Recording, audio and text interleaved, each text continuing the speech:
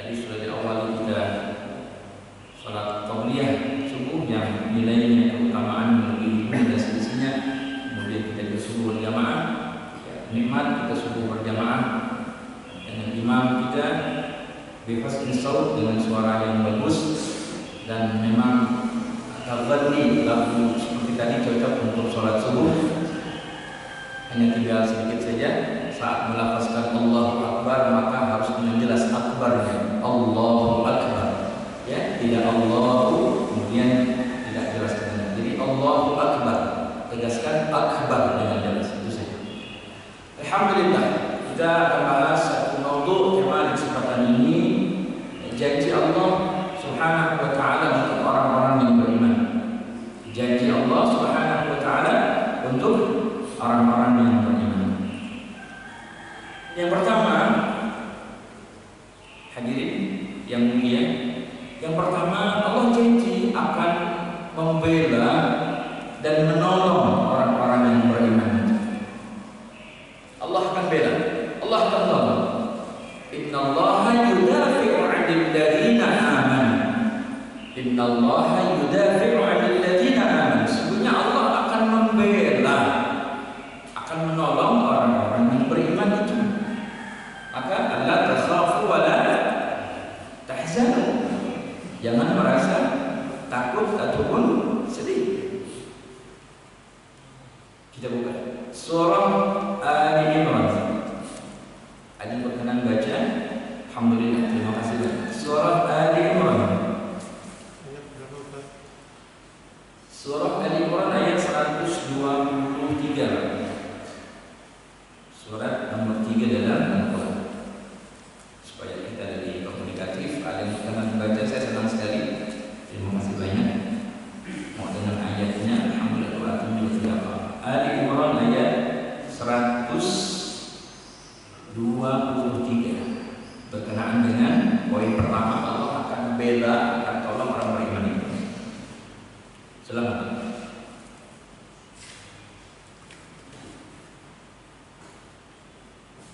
Ali Imran ayat 123.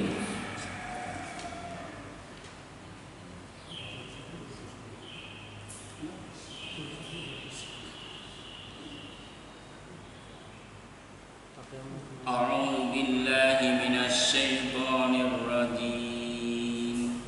Bismillahirrahmanirrahim. Walaqad nasarakumullahu bi Badrin wa antum adillah.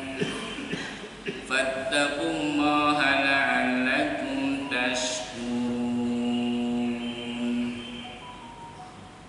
Dan sungguh Allah akan menolong kamu dalam perang Badar, padahal kamu dalam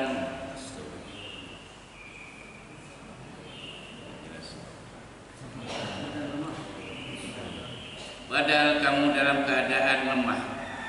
Karena itu bertakwalah kepada Allah agar kamu mengikutinya. Sadaqallahul adzim. Allahumma rahmatullah. Ya, terima kasih banyak. Syukran. Jazakallah khair. A'udzubillahi minasyaitonir rajim. Wa laqad nasarakumullahu bi Badrin wa antum azillah. Dan sungguh Allah telah menolong kamu dalam perang Badar. Wa laqad, dan sungguh nasarakumullahu, Allah telah menolong kamu bi Badrin dalam perang Badar. Wa antum azillah. Padahal kamu ketika itu lemah. Jumlahnya hanya 313 orang berhadapan dengan 1000 pasukan muslimin yang awalnya memang tidak berniat untuk perang. Ya. Kaum muslimin meninggalkan Makkah pun juga meninggalkan harta yang dulu dia berniaga. Dirampas itu oleh kaum musyrikin Quraisy ketika itu. Maka ketika mereka dalam perjalanan dagang dihadang oleh kaum muslimin dan bersama Rasulullah Sallallahu Alaihi Wasallam untuk mengambil kembali harta itu. Itu ceritanya. Ini hadirin yang mulia. Maka begitu fenomenal perang Badar ini. Dalam Islam, nama peperangan, nama tahun itu dihubungkan dengan kondisi yang ada dan peristiwanya. Amul Fil, Amul Fijar, ya. Amul Fil saat apa? Pasukan bergajah Abraham menyerang Ka'bah. Amul Fijar, peperangan antara kabilah Quraisy dengan kabilah Qais. Jadi karena memang saat itu belum ada tahun, ya. Kalau mungkin Bapak kemarin pernah dibahas bagaimana sejarah Muharram, orang Arab sudah ada tanggal dan bulannya, tapi tahunnya belum ada. Maka ketika Gubernur Basrah, Abu Musa al-Asy'ari, untuk mengurusi administrasi negara, lapor kepada Khalifah Umar bin Khattab radhiyallahu taala anhu, agak kesulitan karena tidak ada tahunnya untuk mengurusi surat-surat kenegaraan begitu. Maka saat itulah ditentukan ada opsi apakah dimulai penanggalan sejak hari lahir beliau alaihi salatu wassalam. Kalau ditunjukkan kata beliau, yang dimaksudkan Rasulullah adalah tambahkan beliau alaihi salatu wassalam, maksud Rasulullah. Atau mungkin ketika wafat Nabi SAW atau ketika hijrah, maka diputuskan ketika hijrah. Dan ini direkomendasi oleh sahabat Umar bin Khattab dan Utsman bin Affan radhiyallahu anhu bahwa Muharram menjadi bulan pertama di kalender Hijriah. Namun banyak yang keliru, bukan hijrahnya dimulai bulan Muharram, tidak. Hijrah dimulai bulan Safar. Sampai di Yathrib, dulu namanya belum Madinah, sampai di Yathrib 8 Rabiul Awal. Kenapa dimulai Muharram? Karena rencana pemberangkatan itu sejak bulan Muharram. Maka di sini saudaraku yang mulia, ya, sampai perang pun dengan nama tempat perang Badar, perang Hunain, ya. Badar satu sumur, ya. Badar, Hunain, bukit Hunain, gunung, ya, Hunain. Jadi itulah kebiasaan mereka. Jadi sudah ada yang namanya Muharram itu sebelum datangnya Islam. Kita lanjutkan. Ini ada. Walaqad nasarakumullahu bi Badrin wa antum adillah fattaqullah. Maka bertakwalah kepada Allah Subhanahu wa taala la'allakum tashkurun, agar kamu mensyukurinya. Hadirin, di surah Al-Baqarah 214 kita buka. Surah Al-Baqarah 214. Kita ngajinya. Silakan baca. Am hasibtum an tadkhulul jannata wa lamma ya'tikum mathalul ladzina khalu min qablikum massatkumul ba'sa'u wad-dharra'u wa zulzilu hatta yaqula ar-rasul walladzina amanu ma'ahu mata nasrullah ala inna nasrullahi qarib.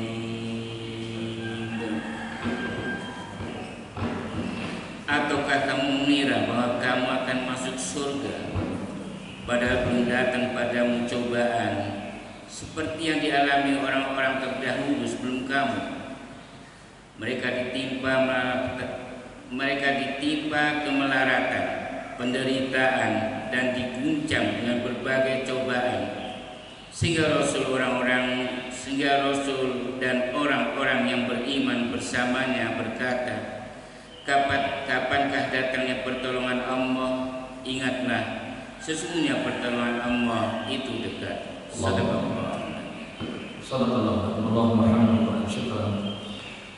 Apakah kamu mengira bahwa kamu akan masuk surga padahal belum datang kepadamu cobaan, ujian seperti dialami orang-orang terdahulu sebelum kamu? Jadi gak mudah surga itu.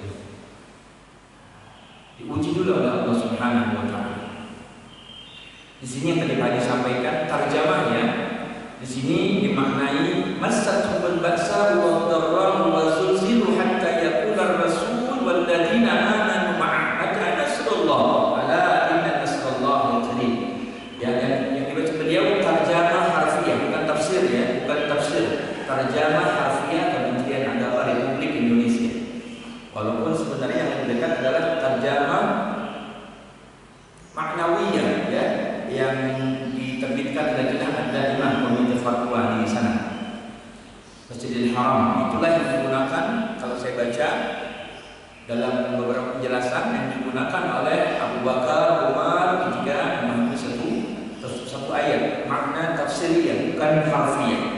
Baik, di sini masathumul ba'sa wa dharra. Setelah Allah tegaskan, kamu tak mudah ke surga sebelum datang ujian kepada kamu. Maka mereka diuji dengan apa? Al-ba'sa wa dharra wa zulzil. 3. Al-ba'sa dalam tafsir maknanya kemiskinan. Al-ba'sa maknanya adalah kemiskinan. Itu ujian. Ya Allah. Kemiskinan. Al-ba'sa itu ujian dalam tafsir. Di sini al-ba'sa maknanya apa? Kemiskinan. Wad-dharra ini dalam tafsir maknanya penyakit, Pak. Penyakit. Wazulzilu itu maknanya rasa takut menghadapi musuh. Rasa takut menghadapi musuh. Bayang. Ujian itu. Kemiskinan, penyakit, rasa takut menghadapi musuh. Berat semua ini. Kemiskinan udah dalam keadaan seperti itu, banyak penyakit pula. Alhamdulillah, alhamdulillah.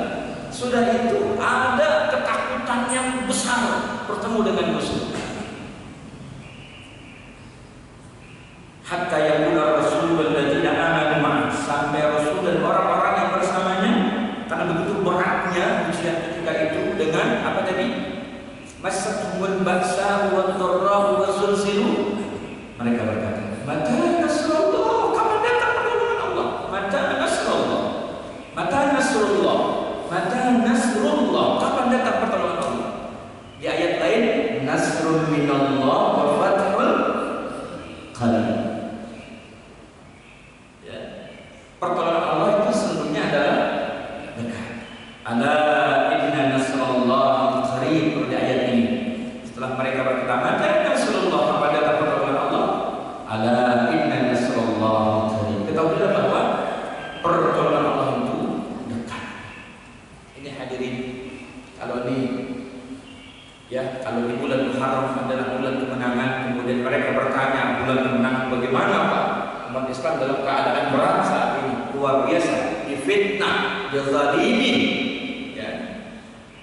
Ini ujian buat kita. Ini ujian buat kita. Tak boleh berkecil hati, tak boleh putus asa. Wala tayasu min rahmatillah. Wala tayasu min rahmatillah. Jangan putus asa dari rahmat Allah Subhanahu wa taala. Kan Allah berjanji akan datang pertolongan ketika benar-benar sudah berjuang secara maksimal. Datang pertolongan Allah. Ini hadirin, jadi tak perlu cemas, khawatir, gelisah. Ya Allah akan tolong, Allah akan bela orang-orang beriman pada saat ini. Memang kita harus berjuang dulu. Datang pertolongan bukan dengan keadaan kita santai, tapi datang pertolongan dengan perjuangan yang maksimal. Sekarang kita berjuang. Mungkin bukan masa kita kemenangan, mungkin masa anak kita, bukan. Mungkin juga bisa masa cucu-cucu kita. Yang jelas sudah kita mulai perjuangan. Sekarang umat Islam lagi luar biasa, kekhawatiran, kecemasan, ketakutan, ya, dengan kondisi ini. Semoga ya keadaan seperti ini segera membaik. Semua kembali ya seperti sebelumnya, ya. Jadi tenang saja, banyak doa saja. Kalau bicara protokol kesehatan ya tentu ya, kita jaga itu selalu. Masjid Masya Allah luar biasa. Makin indah, makin gagah. Gitu ya. Bapak pakai masker, ya. Saya juga bawa masker. Tapi lagi sholat kita nggak dipakai. Kalau bapak lagi sholat, buka maskernya Pak. Kalau mungkin masih khawatir juga, turunkan dari hidung. Ini harus menyentuh Pak. Hidung harus menyentuh Pak. Kalau bapak sholat ditutup hidung pakai masker, tidak sah sholatnya. Tidak sah. Banyak belum paham. Fatwa MUI yang terakhir mengatakan kalau hidung ini menyentuh tempat sujud itu masih perbedaan pendapat. Kata siapa beda pendapat? Dari dulu kita belajar ini termasuk anggota sujud ini, dua lutut dan jari-jari kaki harus menyentuh. Turunkan saja, tinggi menyentuh. Kita pakai sorban, nih sholat, ya. Kemudian sujud, sorban yang bawahnya nih kan begini kan, yang bawahnya ke tempat sujud kan, begitu. Terus kita sujud, nggak sah, karena sama dengan kita sujud di atas pakaian kita. Sama dengan sujud di atas pakaian kita. Kalau yang sorban bawahnya sudah ke tempat sujud, yang atas turunkan. Atas turunkan. Sekalian turunkan. Baru kita sujud. Ini hadirin yang mulia. Jadi jangan sampai ada kecemasan, khawatirnya ini nggak sah salatnya. Renggang-renggang begitu lama. Walaupun fatwa dan juga banyak para ustadz LCMA mendukung fatwa dari Saudi, Mesir dan sebagainya untuk renggang demi menjaga ya penularan dan sebagainya. Ya, sudahlah, jangan lama-lama. Imam Ibnu Hajar Al-Asqalani mengatakan nggak sah salat begitu. Ya, tidak sah salat seperti itu. Kalau di kantor masih banyak yang renggang, diberikan tanda setiap baris lantainya dengan tanda silang, bahkan warnanya merah. Saya nggak setuju. Ya, tanda silang warnanya merah pula. Jadi kesan masuk masjid itu seperti apa gitu? Masuk masjid, tanda silangnya merah. Ya nggak perlu kamu merah silang lah. Mungkin garis, ya warnanya apa gitu ya? Jangan merah. Ketika saya sedang khutbah di kantor ya, mesin kantor, datang security, keamanan, difoto saya, tertibnya, semua difoto. Saya bilang ada Pak, harus foto tidak untuk laporan ke manajemen melaksanakan tidak ini seperti itu. Kalau nggak tutup lagi mesin. Luar biasa. Sekarang ini kelurahan saktinya luar biasa. Kelurahan bisa mengeluarkan izin untuk pengajian atau tidak. Satu tempat di sana, ya, saya bilang Pak, sudah mulai pengajian? Belum Pak, belum dapat izin dari kelurahan. Luar biasa. Sekarang kelurahan punya kewenangan besar, sakti segala. Dan ini saudaraku yang mulia, cermati, perhatikan, ya. Ini bukan kata saya, kata narasumber. Kalau saya sebut namanya Bapak tahu orangnya, dikenal. Sekarang ini keadaan pandemi yang orang bilang wabah dalam tanda kutip 20%, sisanya 40% itu komunitas dagang.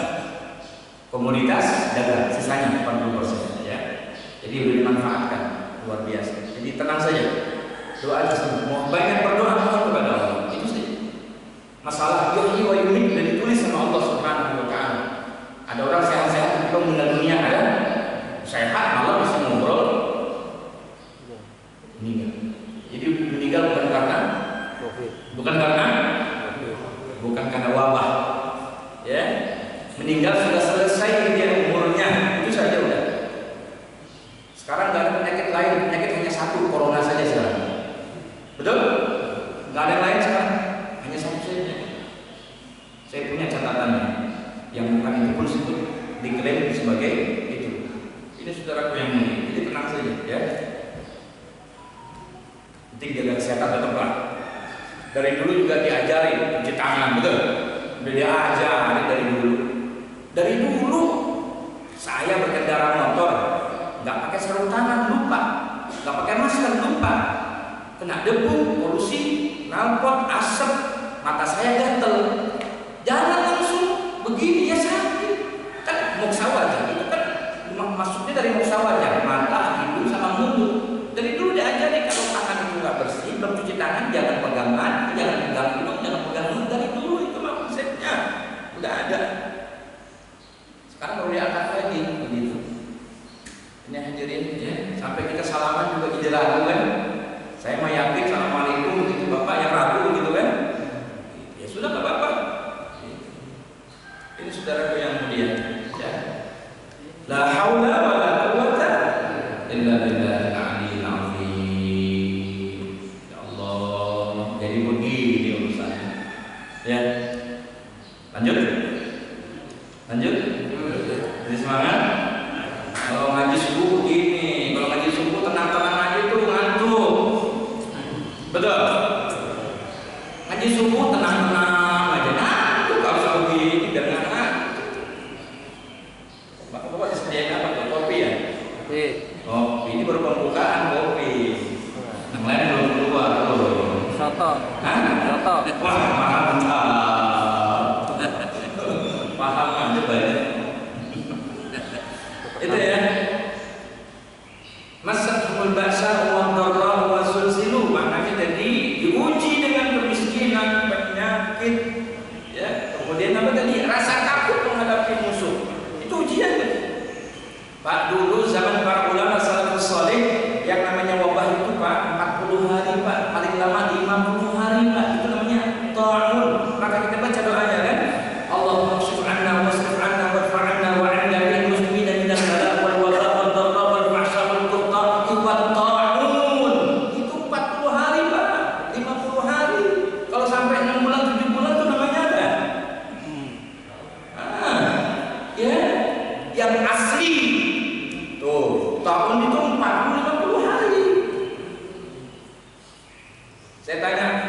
Masjid Perkantoran Jakarta Sudirman. Pak, dimulai kajian? Belum Pak, belum dapat izin dari pemilik gedung. Ya. Pengajian di sana juga, di Tangerang juga masih. Udah pengajian Pak? Belum. Nanti Pak, nanti dikabari, belum kondusif. Jumat mengadakan Jumat Pak. Jumat mengadakan. Jamaah Jumat berapa Pak? 200 orang. Pengajian hanya 10 orang, 15 orang belum mulai. Tapi sholat Jumat 200 orang udah mulai, kan lucu namanya. Lucu apa lucu? Lucu. Sholat Jumat 200 orang udah diadakan. Pengajian saya tahu betul di masjid itu tuh jamaahnya nggak pernah lebih dari 12 orang, nggak pernah lebih. Jadi pengajian kalau sampai 30 orang jago itu luar biasa. Beda sama Istiqomah ini. Nggak pernah sedikit. Sekeliling masjid ini. Sekeliling sampai keluar. Ada 150 orang ada nih. Di sana nggak pernah sampai 15 orang. Mungkin juga dulu sebelum keadaan ini jauh-jauh duduknya, belum mulai pengajian, tapi Jumat 200 orang katanya. Lucu namanya kalau begitu. Kalau nggak ngadain Jumat sekalian, ratusan orang. Pengajian 12 orang, bahkan sedikit itu kan bisa lebih. Anak-anak nggak sekolah main iya, nggak sekolah main iya, bersepeda iya, pasar malam iya, pasar iya, kan gitu. Coba pembodohan sistematis. Anak-anak nggak bertemu sama gurunya. Ini telah tidak sesuai dengan metode salaf. Dulu namanya belajar, murid bertemu guru, Pak, betul? Bertemu guru. Jadi guru bukan hanya mentransfer ilmu, tapi mencontohkan akhlak. Masuk ke kelas bagaimana, menyapa murid bagaimana, mencontohkan hal. Sekarang nggak ada. Jadi maksudnya adalah untuk menghapuskan akhlak Islam. Itu dia. Bukan kata saya, ini saya kumpulkan beberapa referensi pendapat para ulama kita. Bukan saya pribadi tidak. Ini sengaja. Imam Syafi'i mengatakan yang namanya belajar itu adalah murid ke rumah gurunya. Coba, ada nilai beda, nilai kesungguhan jiddiyah dia belajar. Allah tambahkan keberkahan, mudah dia. Sekarang kan keren, privat, guru rumah murid. Guru ke rumah. Udah gitu muridnya nggak sungguh-sungguh belajarnya. Oh naik ke sofa, gurunya dia ngeliatin gitu kan. Jadi sebenarnya murid ke rumah guru. Dulu tuh begitu. Udah Pak Ustaz aja ke rumahnya, nanti satu pertemuan 500.000 dia bilang gitu, ya kan? Datang Ustaznya, Pak gurunya, Bu gurunya ke rumah. Modern sekarang. Kenapa Menteri Pendidikan bukan dari kalangan akademisi? Dulu dari Muhammadiyah NU, betul? Betul? Apakah sudah terbaca atau belum? Sejak awal bahwa di pendidikan akan di bisnis online kan udah kebaca dulu. Ini saudaraku yang mulia, harus diganti Menteri Pendidikan, Menteri Agama juga ya, ganti. Menteri Agama sedang dilantik hanya 2 yang dibicarakan, radikalisme khilafah, itu saja. Sakit hati kita, betul? Pak? Kurang semangat betulnya, betul?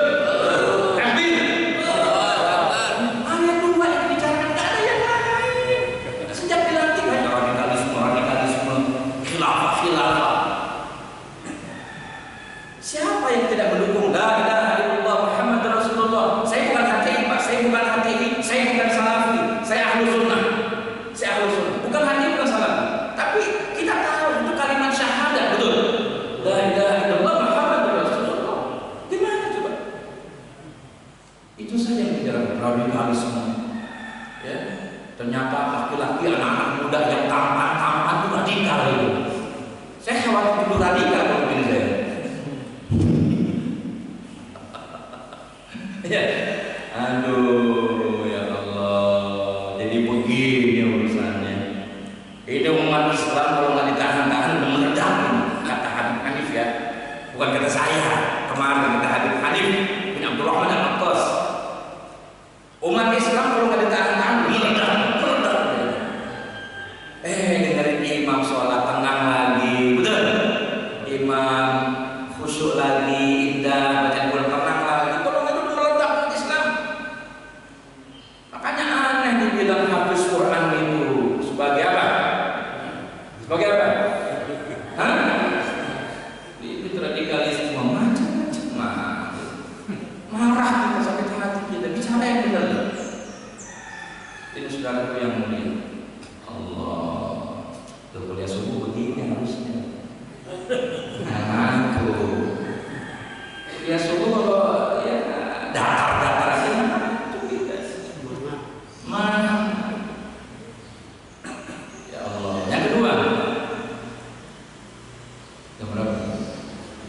pagi.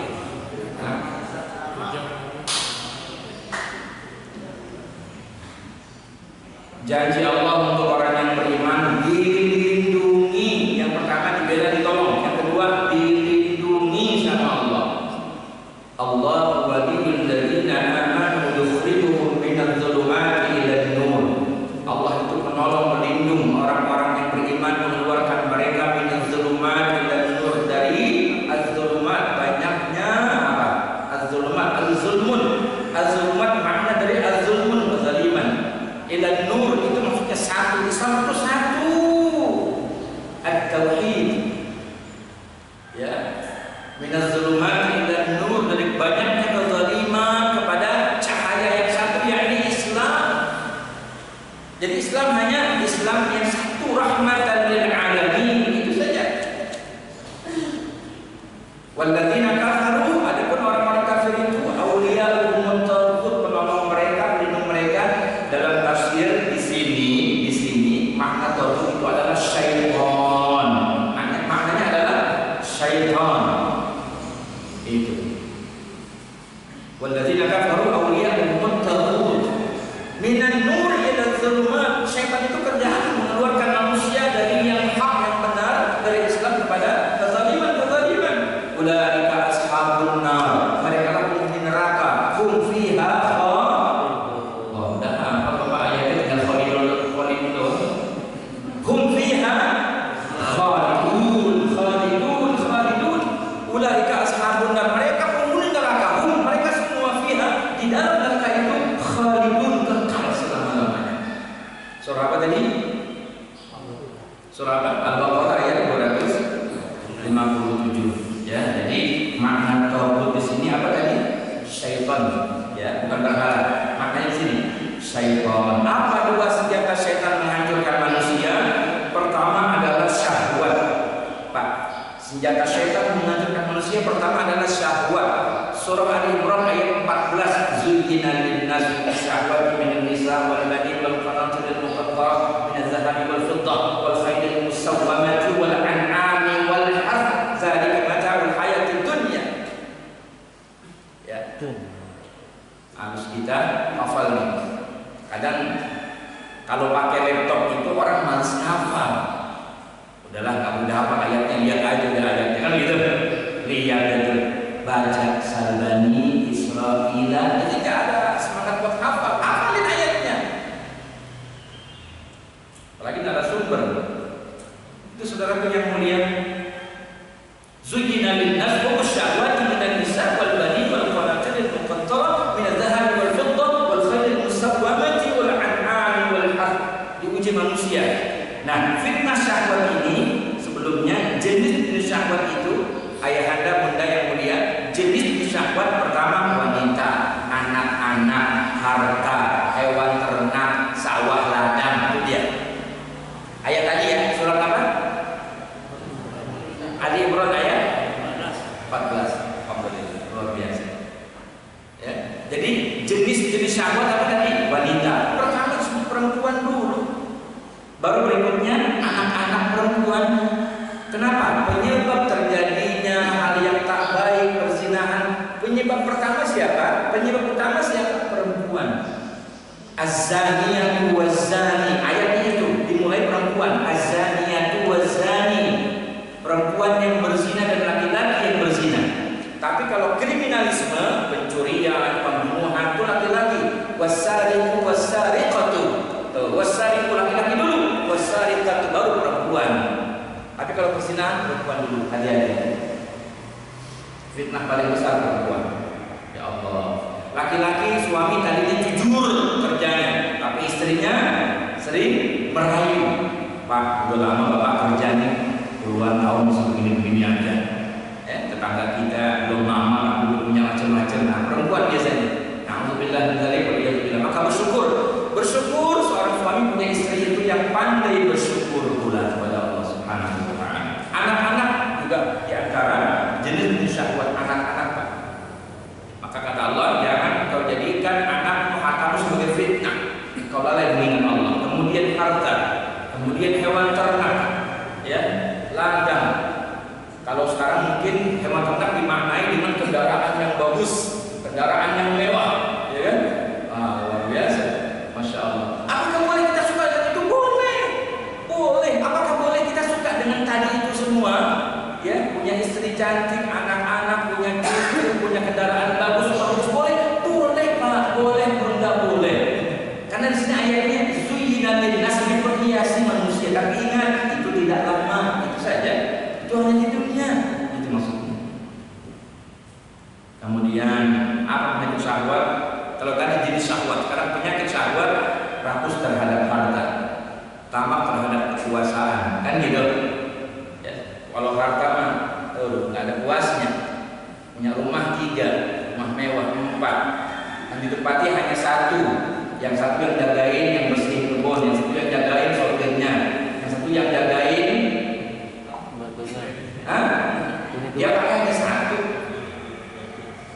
Saya lihat langsung tuh mobilnya 5, dipakai hanya 1 aja, 2 dia sama nyonya, sama istrinya, sama nyonya. Yang 3 kebanyakan dia di rumah, anaknya baru 1 atau anaknya baru 2. Kemudian tamak terhadap kekuasaan, udah sekali pengen 2 kali, udah 2 kali ada wacana pengen 3 kali, kan PA namanya, betul? Ini saudaraku yang mulia, nggak pernah puas, nggak pernah. Udah dia pengen anaknya, udah anaknya pengen menantunya, ya. Maka cocok Indonesia maju, betul? Ya. Saya lebih cocok Indonesia damai, harusnya kemarin 75 tahun negeri kita merdeka, Indonesia damai, damai, Indonesia sejahtera, sejahtera, bukan Indonesia maju, ya, maju anak dan menantunya, maju anak dan menantunya, Indonesia damai, damai, sejahtera, harusnya begitu. 75 tahun itu waktu yang luar biasa, Bapak. 75 tahun kan amal solehnya udah banyak, masya Allah. Haji Pak, 62 masih seger. Kayak kalau 52, masya Allah. Dapat muda dah. 75 tahun banyak kan. Usia tuh udah 3 landas harusnya. Ini saudara yang mulia, ya. Berikutnya apa tadi senjata setan? Syubhat, Pak. Saya kutip dalam hadis Bukhari nomor hadis 2051, Muslim nomor hadis 1599 dari Nu'man bin Bashir, innal halala bayyin wa innal harama bayyin wa bainahuma umurun mushtabihat. Yang halal udah jelas, yang haram udah jelas. Di antara yang kedua itu ada yang sama-sama subhan. La ya'lamuhunna katsirun minan nas. Tapi manusia mereka enggak tahu subhan ini. Sehingga ada orang, ya, ada orang bilang, saya kalau yang subhat saya nggak makan, Pak. Subhat saya nggak makan, saya nggak minum, saya beli pakaian aja buat anak-anak, sama juga, kan dipakai juga. Wa mat'amuhu haram, wa mashrabuhu haram, wa malbasuhu haram, kan pakaian, minuman, pakaian, sama saja. Fitnah subhat ini akan merusak ilmu dan keyakinan seseorang. Fitnah subhat akan merusak, menghilangkan marwah seseorang. Yang tadinya orang paham tentang Islam, ya, paham tentang Islam, kitab-kitab coba luar biasa, masuk dalam kekuasaan, masuknya masih gagal, luarnya udah lemes, ya, nggak pernah kedengeran suaranya. Kenapa? Banyak masuk perutnya yang subhat, ilmunya hilang, marwahnya hilang. Saat umat merindukan nasihat ulama, saat umat merindukan motivasi ulama untuk kita berjuang jaga negeri kita, jaga bangsa kita, nggak ada suaranya. Ini saudaraku yang mulia, masya Allah, tabarakallah, la haula wala quwwata illa billah. Umat Islam umat yang sangat cinta dengan negeri ini. Umat Islam umat yang setia dengan negeri ini. Semua umat Islam yang berjuang, bahkan suburnya negeri kita kena darah para syuhada, kena darah para syuhada. Belum dapat kita seperti Buya Hamka, belum dapat kita. Makanya luar biasa itu omongan ucapan yang mengatakan kemarin. Apa kemarin dia bilang? Apa kemarin dia bilang? Nah, orang-orang mana? Sumatera Barat, ya? Diharapkan haram. setia.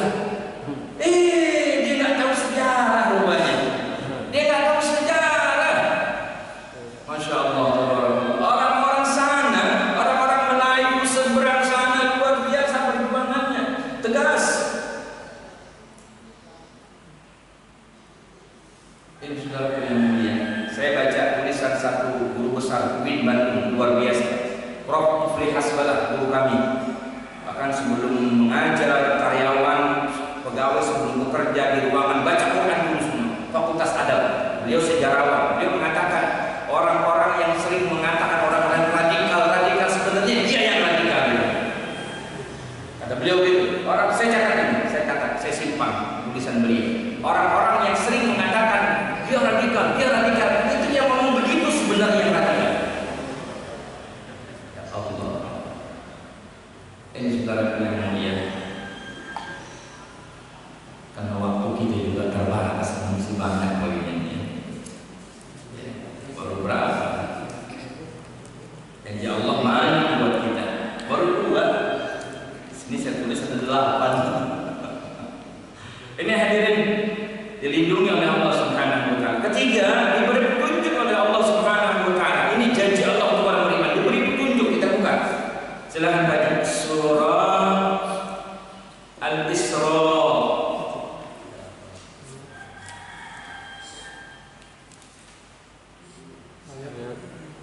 Ayat 9 ya. Silakan baca sambil saya ada kesempatan buat minum. Mau isi minum Pak Ketua ya? Bismillah. Al-Isra 9 Surat 17 ayat 9. Bismillah. Alhamdulillah. Ayat 9 tadi. Bismillah. Bismillah. Inna hadzal Qur'ana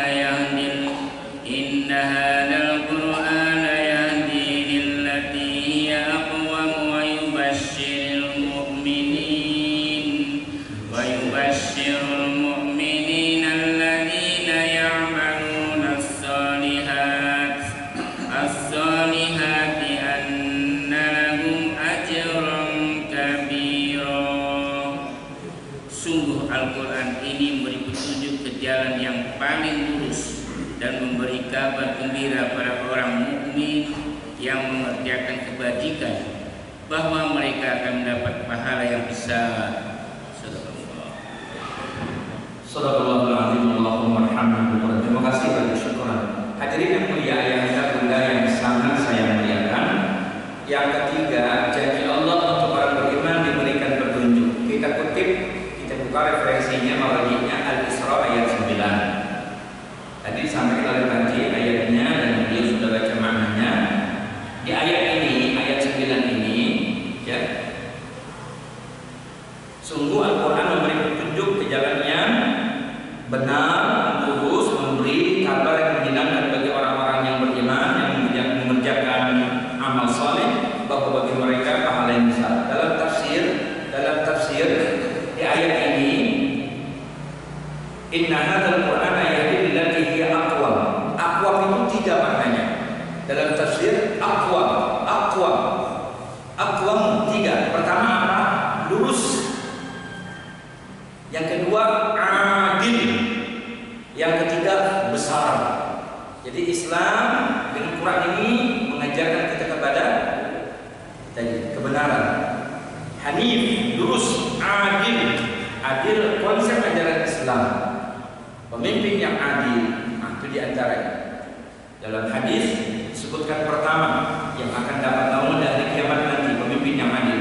Di hari kiamat nanti dapat naungan dari Allah Subhanahu wa taala. Kemudian besar. Pengaruh Quran ini sangat besar buat kaum muslimin, buat perjuangannya. Nah, kondisi begini jangan pernah lupa baca Quran setiap hari. Pilih waktunya, silahkan saja. Paling utama setelah subuh. Kalau kita tidak ada pengajian, kita baca Quran. Nanti sekarang ada pengajian, ada kajian, tapi di rumah baru kita baca Quran. Ini hadirin yang mulia. Bagaimana baca Quran itu? Kata Syekh Al-Jazairi, bacanya sedikit, tidak banyak yang dibaca ayatnya, tapi bacanya tartil dan dia mentadabburkan. Apakah lebih utama baca sedikit tapi dia tartil, mentadabburkan, atau bacanya banyak? Banyak dan cepat. Bacanya cepat dan ayatnya banyak dibaca tapi tidak tadabbur. Lebih utama mana? Lebih utama tadi. Walaupun tidak banyak dibaca ayatnya, tapi bacanya baik, tartil. Warattil Qur'ana tartila, kemudian dia tadabburkan, dia memahami. Itu lebih baik itu. walaupun nggak banyak. Lebih utama itu. Tadi 3 maknanya. Kalau dalam makna terjemah harfiah lurus, ya. Kalau dalam tafsir itu punya 3 makna. Hanif, kemudian adil, kemudian tadi kan jelas berikan pahala yang besar oleh Allah Subhanahu wa taala. Kemudian yang keempat, kan 8 saya sampaikan 4 intinya. Yang keempat, apa janji Allah Subhanahu wa taala kepada orang yang beriman? Diberikan keberkahan oleh Allah Subhanahu wa taala. Keberkahan ini yang mahal. Kita buka, nanti Bapak silakan tadabburkan surah Al-A'raf ayat 96 sampai 99. Di rumah saja enggak apa-apa. Catat dulu saja. Al-A'raf ayat 96 sampai 99. 96 sampai 99 yang sering dibaca juga oleh para khatib 96. A'udzubillahi minasyaitonir rajim. Walau anna ahlal qura amanu wattaqaw lafatahna 'alaihim barakatin minas sama'i wal ardh. Seandainya penduduk suatu negeri, bangsa, negara beriman bertakwa, maka Allah bukakan kepadanya keberkahan dari langit dan bumi. Walakin kazzabu, tetapi mereka mendustakan ayat-ayat itu. Fa akhadnahum bima kanu yaksibun, maka kami azab mereka karena kedustaan mereka itu. Sambil contoh, Pak Nabi Yunus. Tahu ya, Nabi Yunus itu, Nabi Yunus dalam Quran disebut namanya siapa? Zunnun. Nun itu nama ikannya. Nun. Maka yang mengatakan ikannya masih ada sekarang ini. Berdasar ada persepsi ayatnya di surah As-Saffat ayat 143 atau 44 menjelaskan seandainya Nabi Yunus bukan termasuk orang-orang yang selalu berzikir, maka Nabi Yunus akan tetap berada di dalam perut ikan sampai hari kiamat nanti, Nah, ada persepsi mengatakan kalau begitu ikan ini masih ada sampai hari kiamat. Wallahu a'lam bishawab. Ya. Tidak ada seperti umat Nabi Yunus, semua penduduknya beriman setelah datangnya azab. Jadi dia azab dulu mereka, Pak, baru mereka semua beriman. Ada doa yang dikenal. La ilaha illa anta subhanaka inni kuntu minadh dhalimin. Doa Nabi. Ini hadirin yang mulia, di surah Al-Anbiya ayat 87-88 tentang doa Nabi Yunus, ayat 87 dan 88 surah Al-Anbiya. Ya. Kalau tadi mengenai pendapat ada ikan yang masih hidup, itu surah Al-Saffat ayat 144. Di surah ini pula ada doa Nabi Ayub. Di surah Al-Anbiya juga ada doa Nabi Ayub ayat 83. Wa ayyuba idznada rabbahu anni massani ad-durru wa anta arhamur rahimin. Maka menurut yang saya ingat di kalangan tabi'in, kalau kita lagi sakit, ayahanda bunda, kita lagi sakit, apalagi sakit kulit ya, atau sakit yang lain, baca tadi 7 kali mulai dari anni massani ad-durru wa anta arhamur rahimin. Insyaallah sakitnya enggak lama-lama. Sambil memahami maknanya. Ini hadirin yang mulia, dari 8 dari Allah saya baru sampaikan 4, insyaallah ketemu lagi sehat dan umur ya. Kita akan lanjutkan 4 poin lagi ya, insyaallah taala. Jadi saya mereview sedikit. Yang pertama tadi apa? Dibela ditolong sama Allah, dilindungi oleh Allah, diberi petunjuk oleh Allah, dan diberikan keberkahan oleh Allah Subhanahu wa taala. Ya, insyaallah taala ada waktu Allah izinkan, Allah ridhoi, kita ketemu lagi, kita akan bahas 4 lagi janji Allah untuk orang-orang yang beriman. Semoga hadirin jemaah Masjid Istiqomah sehat-sehat selalu, berkah rezeki, berkah umur ya. Para orang tua saya insyaallah umurnya berkah ya, umurnya berkah, panjang dalam ketaatan kepada Allah, sehat walafiat, selalu senantiasa bersama anak cucu.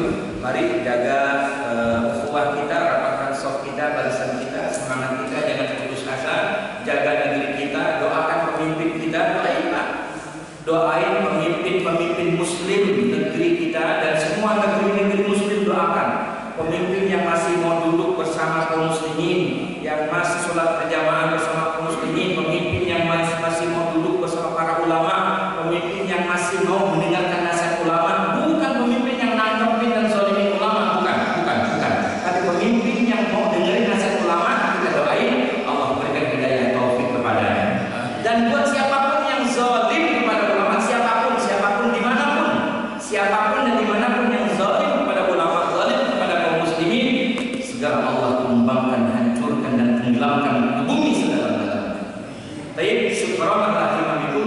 perhatiannya. Saya kembalikan ke moderator Haji Monggo.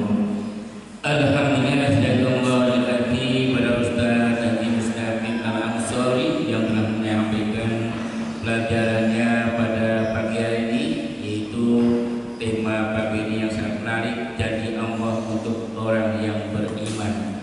Mudah-mudahan apa yang telah disampaikan akan meningkatkan keimanan dan ketakwaan kita pada Allah Subhanahu wa taala. Kita langsung pada sesi tanya jawab. Silakan. Satu. Ada lagi?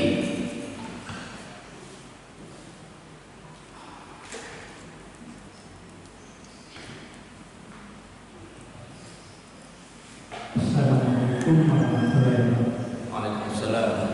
Iya, Datuk gimana? Cukup bagus yang disampaikan dari Pak dan yang cukup berguna untuk kita semuanya. Ada yang ingin saya tanyakan Pak, supaya kita bisa demikian, kita kan sudah dikasih sama Allah akal, hati dan nafsu. Kalau dalam istilah ilmu sekarang itu IQ, SQ, EQ. Nah, ini ketiga-tiganya ini kan harus disandarkan semuanya kepada Allah dan harus dengan petunjuk Al-Quran yang dibaca tadi. Kalau kita tidak bersandarkan ke sana, kita tidak akan bisa mencapai apa yang disampaikan tadi. Jadi ketiga-tiganya itu harus kita bina dengan Al-Quran, kemudian kita harus minta pertolongan Allah supaya kita dibimbing terus, sehingga kita akan disampaikan tadi, yaitu pertolongan, berkah dan selainnya sebagainya yang Bapak sampaikan berempat, tapi ada katanya dan delapan. Maka betul dengan itu aja. Jadi yang tiga tadi harus kita bina dengan Al-Quran dan Sunnah Nabi, atau dengan kata lain dengan Islam sepenuhnya, tidak ada yang lain-lain. Terima kasih. Assalamualaikum warahmatullahi wabarakatuh. Waalaikumsalam warahmatullahi wabarakatuh. Masih ada lagi? Cukup? Satu lagi.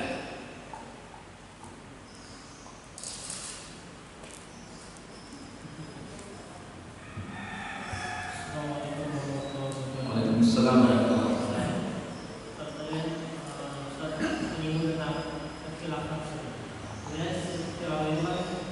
Ada satu pemimpin yang menugaskan untuk memutus para orang-orang yang memang berkepentingan untuk memimpin di dunia dan sebagainya. Apakah sebenarnya kalau sistem khilafah itu seperti itu, berarti kan sistem partai yang di Indonesia sama saja seperti itu. Maksudnya anggaplah ketua partai itu sebagai pemimpin atau khilafah, anggaplah seperti itu. Terus yang kader-kader itu meminta izin untuk agar memperkenalkan diri sebelum